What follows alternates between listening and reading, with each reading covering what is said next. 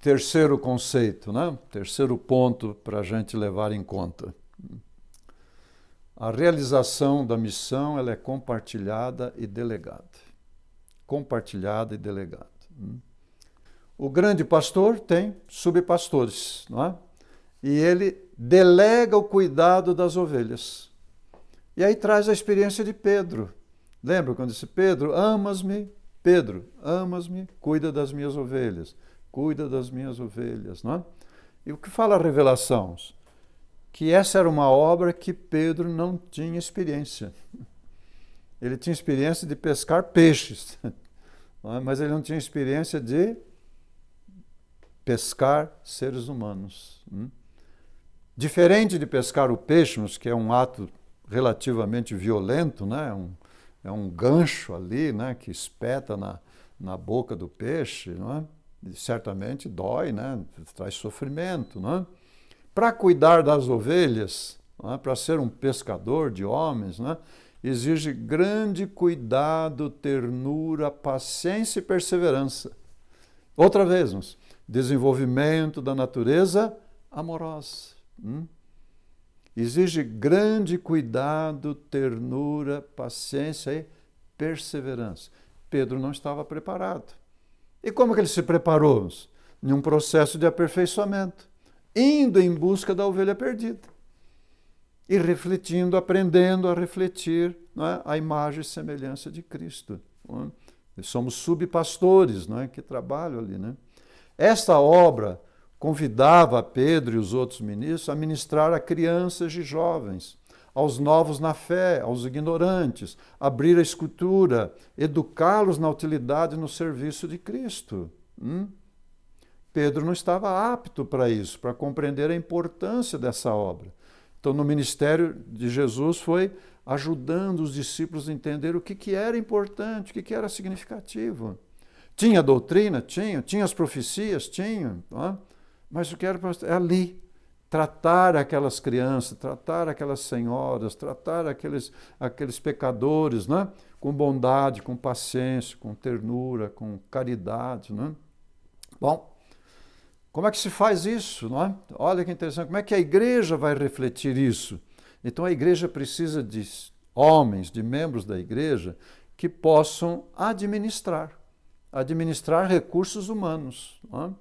E aí temos um texto muito interessante para a nossa consideração. O trabalho feito de forma negligente não é a resposta.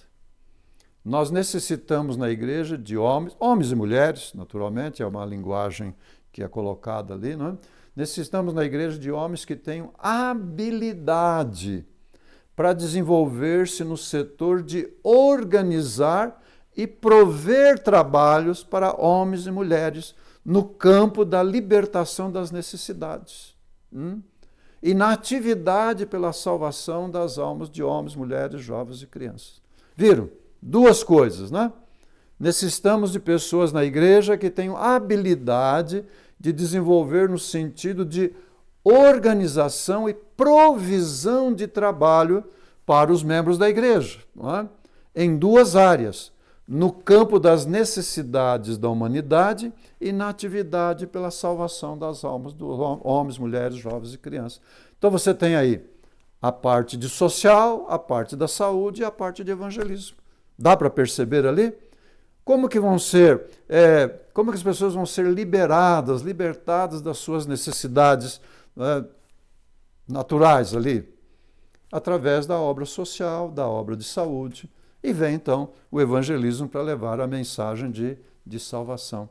E aí vem essa expressão, irmãos, tremenda.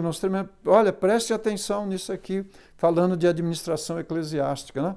Eu entendo que estou falando aqui para um pastor, para um ancião, para um diretor de escola sabatina, um diretor de jovens, de desbravadores, uma diretora de Ministério da Mulher, do setor de assistente social, não é? De todos os setores da igreja.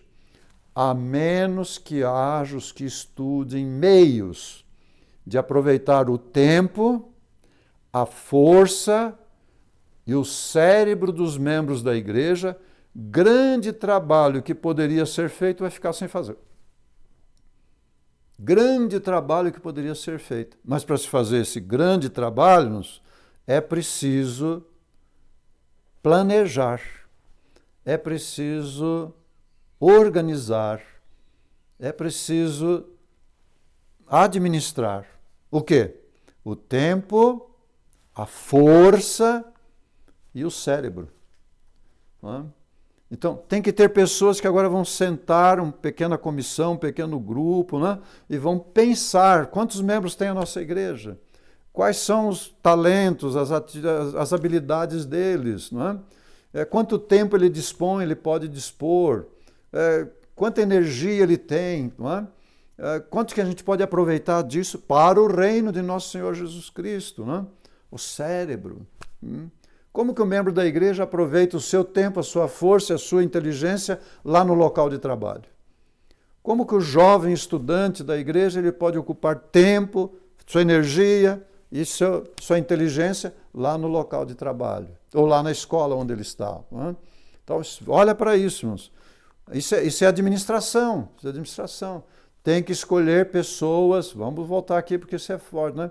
A menos que haja os que estude meios de aproveitar o tempo, a força, o cérebro dos membros da igreja, grande trabalho que devia ser feito, vai ficar por fazer e não vai cumprir o seu propósito, né? Os desígnios de Deus para nos ajudar. Então isso é administração eclesiástica.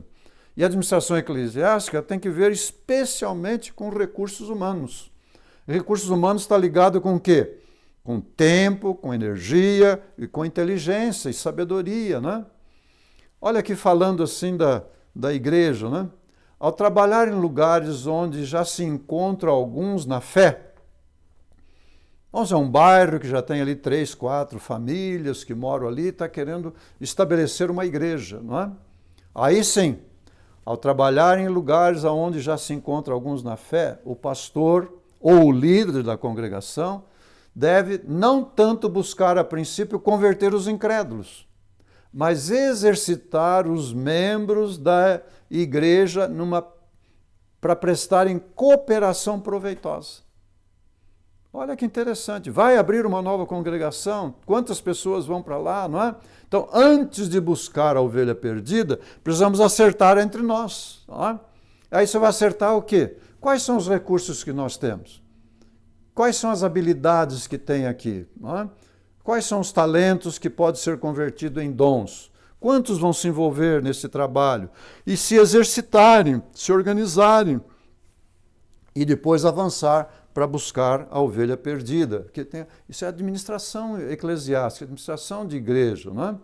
Se fosse dadas devidas instruções e caso fosse seguido métodos apropriados, todo membro da igreja faria o seu trabalho como membro do corpo. Faria trabalho missionário, mas as igrejas estão morrendo e querem um pastor que lhes pregue. Isso é uma coisa que a gente gosta na igreja, é de pregação. E olha lá que a gente fica cansado das pregações também, não é? Aí vai fazer o quê? A prática, sim, na prática vai ser pouca pregação e muita atividade buscando a ovelha perdida. Pouca pregação e muita atividade buscando a ovelha perdida. Mas as pregações são necessárias, são importantes, não é? Quando elas nos levam a compreender o plano de Deus para nós hoje, não é? Para a vivência hoje.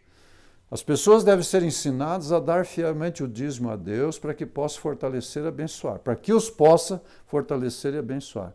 Mas elas devem ser colocadas em ordem de trabalho para que possam receber o alento do Senhor. Então como que você vai ter uma igreja viva? Tá?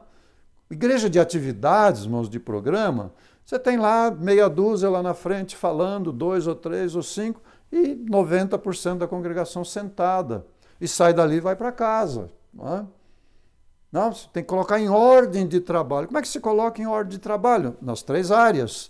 Não é? No social, na saúde, no evangelismo, não é? Com os dons nessas áreas. As pessoas vão trabalhar nessas áreas. Não é? Dá para compreender isso? Não é uma coisa interessante que está na revelação que se apresenta para nós? Não é? Olha, o verdadeiro caráter da igreja não se mede pela sua elevada profissão de fé, nem pelos nomes que se acham registrados nos livros, mas pelo que ela está realmente fazendo pelo mestre e pelo número dos seus obreiros, que fielmente vão buscar a ovelha perdida. Percebermos? Essa é a avaliação que o Senhor faz. Ele dá o programa, ele mostra o caminho, ele dá instruções, ele oferece o poder, ele oferece os recursos, mas ele faz uma avaliação do caráter da igreja. Esse aqui é um texto interessante de administração eclesiástica, não é?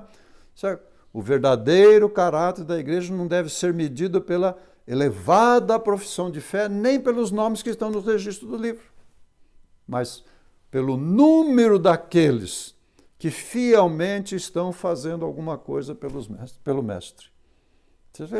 Isso devia ser guardado assim, né, como um professor que vai depois fazer avaliação e dar nota, né? Não leveis o povo a descansar em vós como pastores, ou em vós como anciãos, não é? Ensinai-lhes antes que devem usar os seus talentos em comunicar a verdade aos que os rodeiam. Seus talentos. Só que agora esses talentos, né, guiado pelo Espírito Santo, são dons, não é? Dons. A diferença de talento e dom é essa, né? Você tem talento para ensinar, você tem talento para ajudar o doente, você tem talento para ajudar socialmente uma família, né, desenvolvido ali. Mas agora você está ajudando com o objetivo de encaminhar essas pessoas para o reino de Cristo. Então são dons, os dons é abençoado, né, pela ação e pela presença do Espírito. E ao mesmo tempo o Espírito desenvolve em nós a natureza amorosa, as características da natureza amorosa. Olha outro texto de administração eclesiástica. Em alguns aspectos, o pastor ou o líder da igreja, o primeiro ancião ou o grupo de anciãos, não é? Ocupa a posição idêntica ao do mestre de um grupo de operários ou de um capitão de navio. O que se espera desse mestre ou de um capitão? Se espera que eles vejam que os homens sobre os quais eles estão exercendo liderança estejam prontos a fazer o que tem que ser feito e que sejam colocados em trabalho, em ação que lhe é designada. Não é? E ela fala assim que só em caso de emergência esses líderes devem executar detalhes. Então o líder ele tem que estar pensando no futuro, ele pensando na amplitude do trabalho, pensando no bairro, na vila, pensando como vai alcançar. E aí ele vê os recursos que ele tem e aqueles que podem ser capacitados, né? E acompanhar então o trabalho, porque muitas vezes a pessoa tem boa vontade, sai para o trabalho e desanima, porque ela está sozinha. Não é? Então quem está na liderança vai dar o suporte para isso aí.